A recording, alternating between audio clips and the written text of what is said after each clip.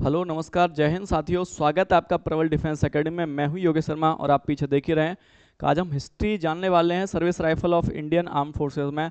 जो भी हमारी सर्विस राइफल 1947 से लेकर के अब तक जो रही हैं उन सब की प्रोक्योरमेंट हम 2024 तक देखने वाले हैं। और जो आने वाले उपक्रम में जो भी हमारे राइफल्स पे काम चल रहा है, जैसे आप चल रहे देख रहे हैं उग्रम जो रिसेंटली डेवलप की गई है, उग्रम जो राइफल है, और आप AK-203 जिन पे काम चल रहा है, और क्या कुछ प्रमुख कारण रहे जिनकी वजह से भी क्लेम किया जाता है कि हमारे पास शायद अगर अच्छी राइफल होती तो शायद 1962 का जो परिणाम है वो कुछ और ही होता।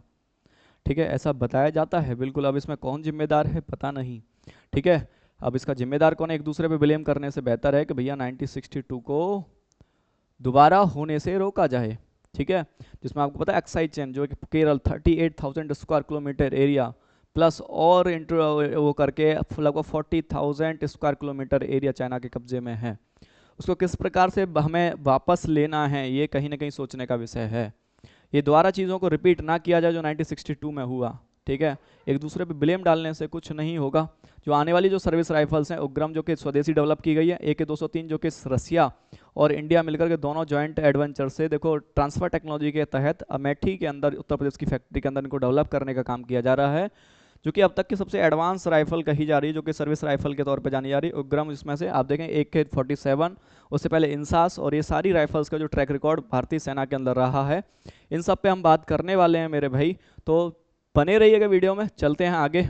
और सबसे पहले जैसे कि देखेंगे आप सर्विस राइफल भैया होती क्या है, तो देखिए जो एक सर्विस राइफल जो कि जो कि स्टैंडर्ड जो कि ईसू राइफल्स होती हैं उनको सर्विस राइफल्स भी कह सकते हैं आप एक प्रकार से। ठीक है, जो भी आर्म फोर्सेस के को ईसू की जाती हैं स्टैंडर्ड जो कि सर्विस मेंबर्स को इस मॉडर्न फोर्सेस में भी, जो कि जिन्हें हम सर्विस राइफल्स के तौर पर जानते हैं, जो कि versatile rubbed battle rifle, assault rifle और कार्बाइन जो suitable for the use of the nearly all environments में जो इस्तेमाल करी जाती है उसको हम कहीं ना कहीं सर्विस राइफल बोलते हैं। ठीक है, जिस प्रकार से आप ली एनफील्ड राइफल देखेंगे जो कि सेकेंड वर्ल्ड वॉर के समय उपयोग, bolt action rifles, self loaded rifles, ठीक है, मॉडर्न टाइम्स में यूजिंग होने वाली इंसास AK-47, उग्राम जैसे AK-203, सिग 716, इस प्रकार की जो राइफल्स हैं ये सभी आप देख रहे हैं जो भारतीय सेनाओं में यूज़ की जाती हैं। ठीक है, बात करते हैं सबसे पहले, जैसे कि आप देख रहे हैं कि रिकॉर्ड्स एक देखते हैं, list of the all services rifles. जो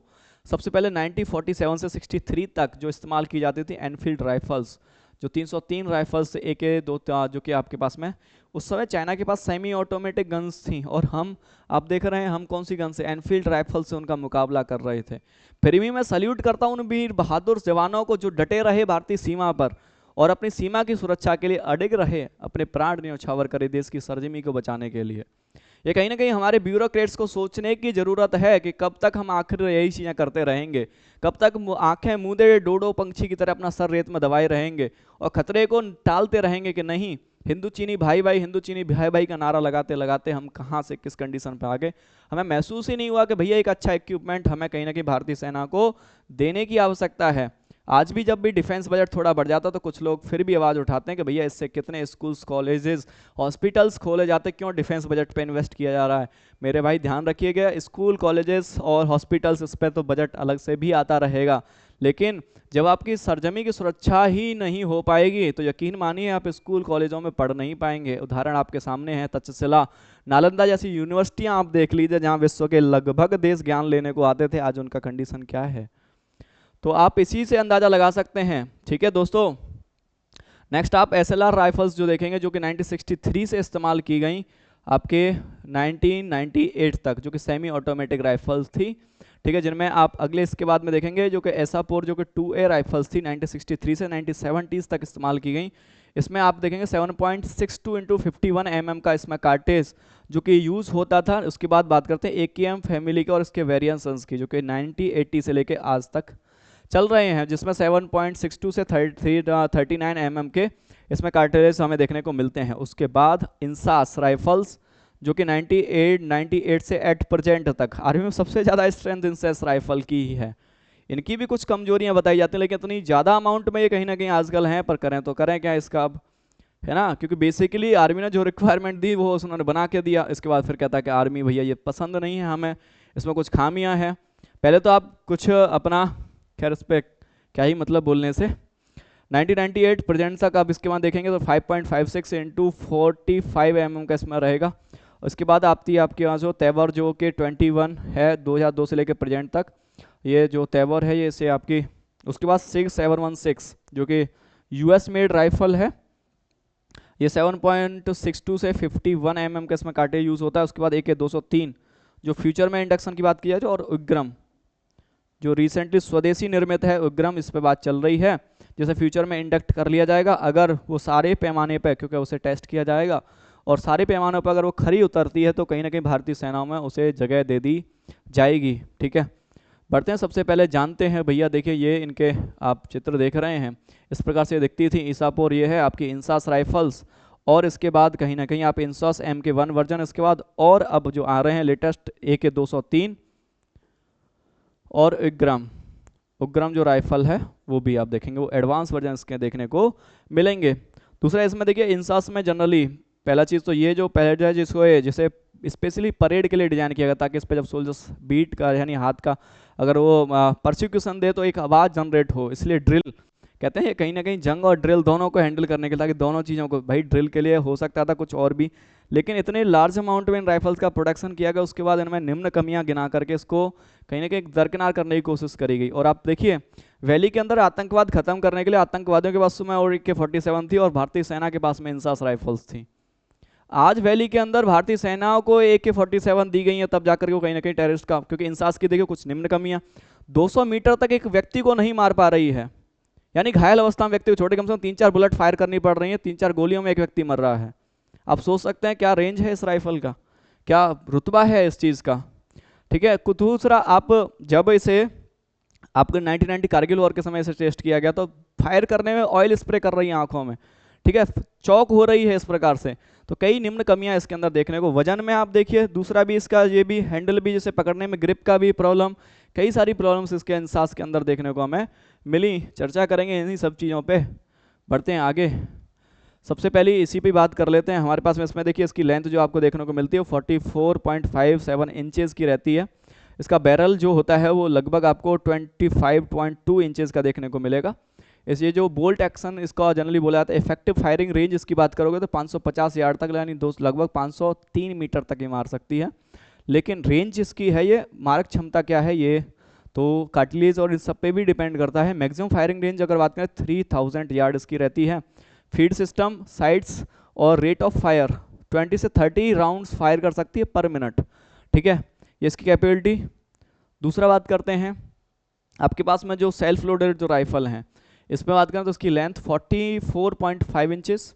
कार्टिलेज देखेंगे इसके अंदर तो आप 7.62.51 mm का इसके अंदर देखने को मिलेगा। रेंज आप रेट ऑफ फायर इसके अंदर ही वही आपको 20 से 30 राउंड्स पर मिनट आपको देखने को मिलेगी। इफेक्टिव फायरिंग रेंज की बात करें तो 800 मीटर, और मैक्सिमम फायरिंग रेंज की बात करें भैया तो 2000 मीटर इसके अंदर देखने को मिलेगा। आपको रियर साइड इसके अंदर देखने को मिलेगी 2A वर्जन आपको 2000 और 8 यार्ड्स के इसके अंदर। इसके 3 वर्जन भी आए, A1A फर्स्ट और 1C और 1A, इस प्रकार से इसके 3 वेरिएंट्स भी डिजाइन किए गए। नेक्स्ट बात करते हैं जो हमारे पास में INSAS, Indian small arms system INSAS rifle की, जिसकी लेंथ लगभग 37.8 इंचेस। बैरल की लेंथ इसकी 18.3 इंचेस। ठीक है, ये बैरल 18.3 इंचेस। एक्शन इसका गैस ऑपरेशन और रोटेटिंग जो बोल्ट है, रेट ऑफ फायर देखेंगे 600 से लेकर 650 राउंड्स पर मिनट फायर करने की कैपेबिलिटी रखती है। आप इसके अंदर इफेक्टिव फायरिंग रेंज की बात करोगे तो 400 metre, 600 metre, 700 metre INSAS rifle point जो टारगेट कर सकते, लेकिन इसमें कई बार बताया गया कि ये व्यक्ति को नहीं मार पा रही 200 मीटर तक, मल्टीपल फायर करने पड़ रहे हैं, तब जा करके एक टेररिस्ट मर रहा है ना। तो दूसरा चीज़ फीड सिस्टम इसका 20 से 30 राउंड्स जो कि बॉक्स मैगजीन्स में इसका आ जाते हैं, 20 से 30 जो इसका मैगजीन होता है उसके अंदर 20 से 30 राउंड्स आप कैरी कर सकते हैं। ठीक है, दूसरा iron sites and mount pointed for the telescopic night sight में भी ये काम करने की कैपेबल है। लेकिन जब इसे, और दूसरी चीज़ अब बात करते हैं AKM फैमिली की। AKM फैमिली में बात करोगे तो generally AKM family the most needed fireman in the world.